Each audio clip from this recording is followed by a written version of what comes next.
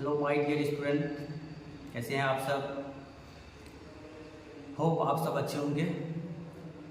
चलिए स्टडी करते रहिए, मैं आप लोगों के लिए इसी तरह से लाता रहा हूँ और लाता रहूँगा।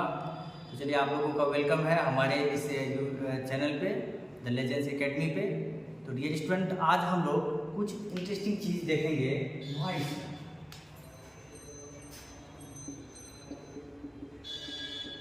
वॉइस में हम कुछ इंटरेस्टिंग चीज़ देखेंगे। तो सबसे पहले हमने बताया है वॉइस का इंट्रोडक्शन कि वॉइस क्या होता है, वॉइस में हम क्या क्या पढ़ते हैं और वॉइस हम क्यों पढ़ते हैं, वॉइस का यूज़ क्या है। हमने इंट्रोडक्टरी वाले पार्ट में इसके बारे में डिस्कशन कर चुका। आज हम इसमें कुछ इंटरेस्टिंग चीज़ देखते हैं क्या है। तो ये जो वॉइस है, वॉइस आपका दो पार्ट में होता है। एक होता है active voice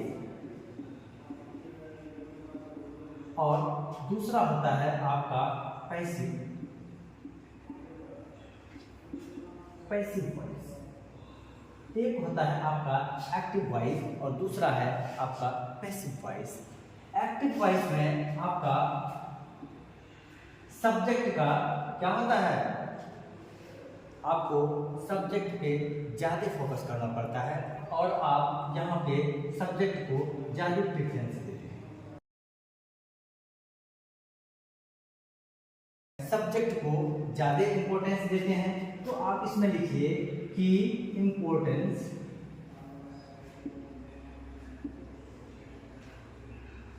to the subject.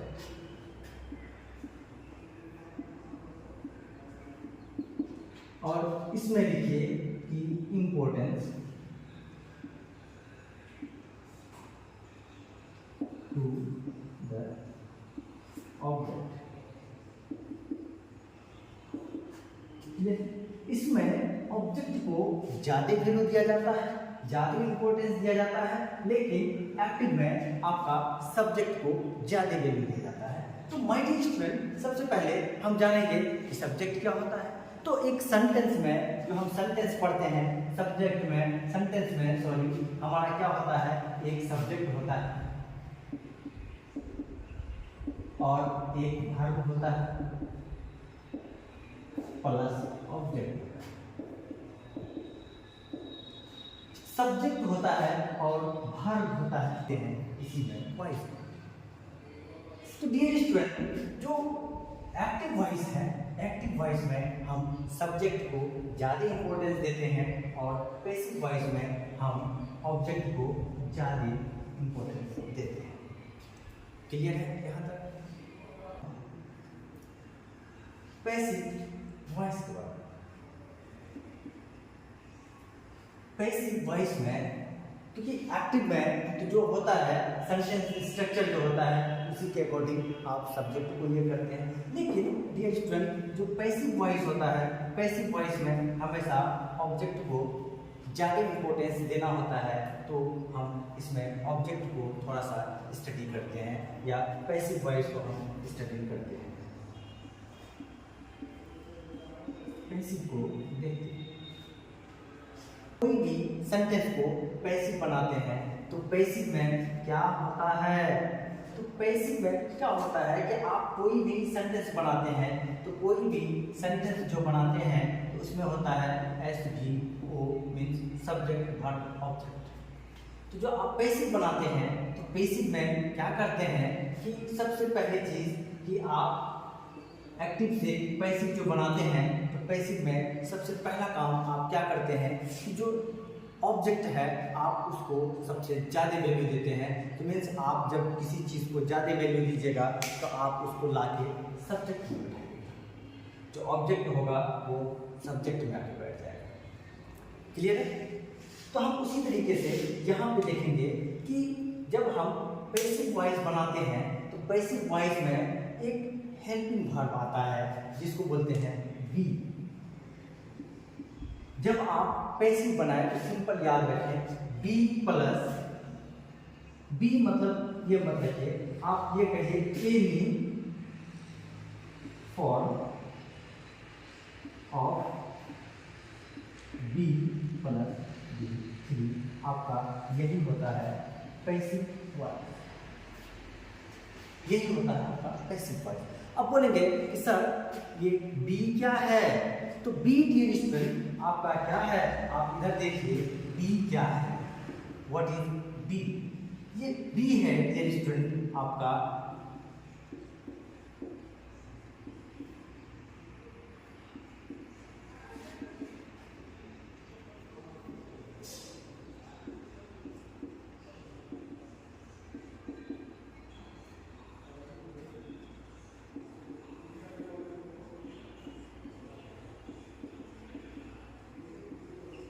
ये आपका क्या है, आपका ये बी है डियर स्टूडेंट। तो आप इसके साथ क्या करते हैं पैसिव में, इसके साथ आप जोड़ते हैं वर्ब के प्लस वर्ब का थर्ड फॉर्म। तो वर्ब का थर्ड फॉर्म आपको वर्ब के बारे में भी अच्छे से स्टडी करना होगा। तो डियर स्टूडेंट ग्रामर जो है एक चैप्टर, एक एक्सरसाइज, एक चैप्टर दूसरे चैप्टर से आपस में कनेक्टेड है। जब तक आप एक चैप्टर को ठीक से नहीं पढ़ेंगे तो दूसरे चैप्टर को आप समझ नहीं पाएंगे ठीक से। क्लियर? तो एक एक करके पढ़ते चलना है। जब हम पैसिव बनाते हैं तो पैसिव में हम इस पे ज़्यादा फोकस करते हैं कि कोई भी बी का कोई भी फॉर्म हो उसके साथ हम वर्ब का थर्ड फॉर्म लगा देते हैं, ये हमारा पैसिव हो जाता है। क्लियर है? आप देखिए कि मैं कुछ चेंज, आप लिखिए इसको,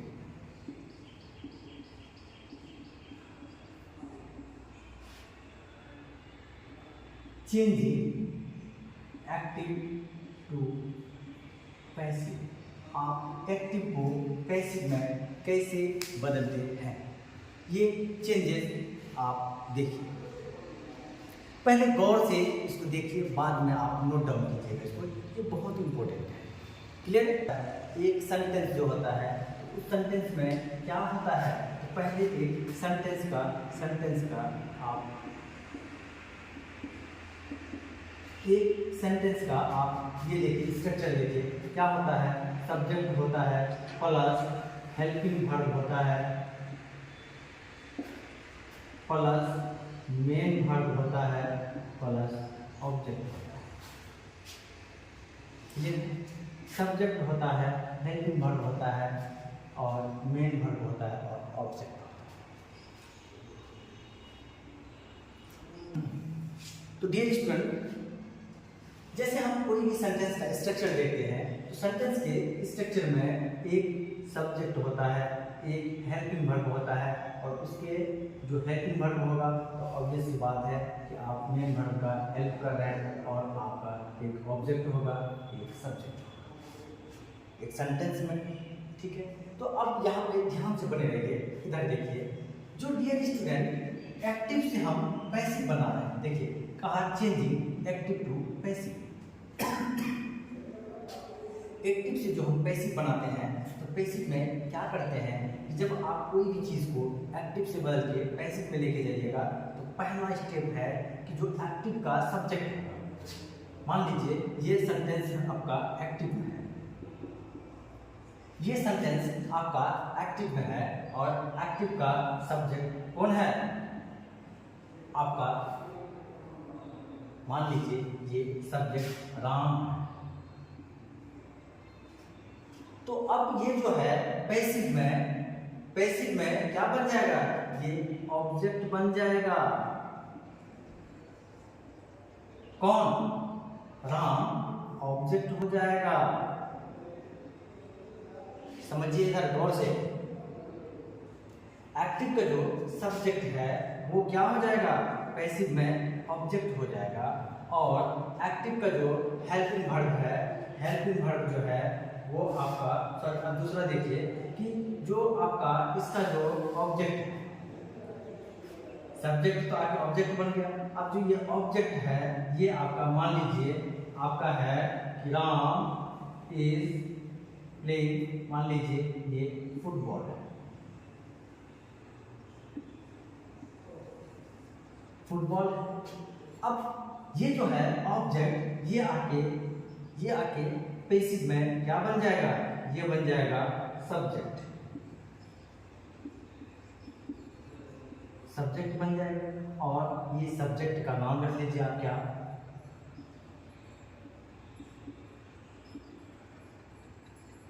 फुटबॉल।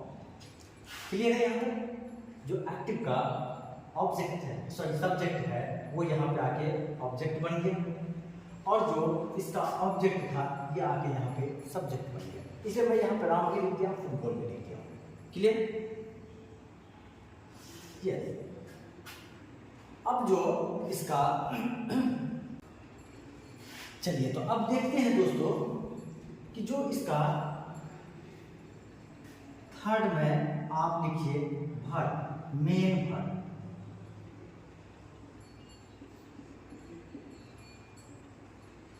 मेन वर्ब जो होता है दोस्तों, ये आपका वर्ब के थर्ड फॉर्म में चेंज हो जाता है। आपका ये मेन वर्ब जो है, मान लीजिए ये आपका है प्ले, प्लेइंग है, मान लीजिए ये प्लेइंग है, तो ये आपका चेंज हो जाएगा वर्ब के थर्ड फॉर्म में। मान लेते हैं ये हो जाएगा आपका प्लेड, आपका प्लेड हो जाएगा। क्लियर? और इसमें बाय ऐड कर देते हैं। इसमें जो है आपका जो फोर्थ नंबर में लिखिए बाय ऐड कर देते हैं। अब डियर स्टूडेंट, अब देखिए आपने पढ़ा सब्जेक्ट के बारे में, आपने पढ़ा ऑब्जेक्ट के बारे में, आपने पढ़ा मेन वर्ब के बारे में, लेकिन डियर स्टूडेंट आपने हेल्पिंग वर्ब के बारे में पढ़ा ही नहीं और मैंने आपको हेल्पिंग वर्ब के बारे में बताया ही नहीं। तो डियर स्टूडेंट मैंने हेल्पिंग वर्ब के बारे में क्यों नहीं बताया? क्योंकि जो आप वॉइस पढ़ते हैं ये गेम इसी का है, ये पूरा गेम आपका हेल्पिंग वर्ब का ही है। तो हेल्पिंग वर्ब आप लिखिए यहाँ पे नंबर 5 में, नंबर इसको इरेज कर रहे हैं आप लोग, लिखिए इसको, लिख लीजिए 5 में, नंबर 5 में आप लिखिएगा क्या, हेल्पिंग वर्ब।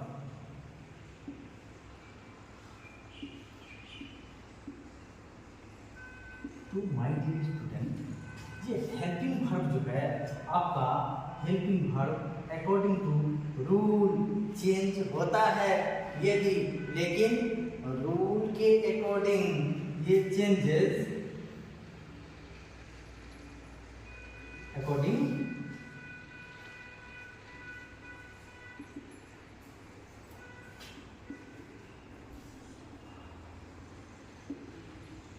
ये बदलता है। कैसे? रूल्स के हिसाब से हम इसी के रूल्स को पढ़ेंगे वॉइस को, और यही रूल्स हमें वॉइस सिखाएंगे। क्लियर? तो माय डियर स्टूडेंट, जो रूल्स है, हम रूल्स के बारे में अगर बात करें तो रूल्स मैं यहाँ पे लिखा, रूल्स को मैं यहाँ बता रहा हूँ।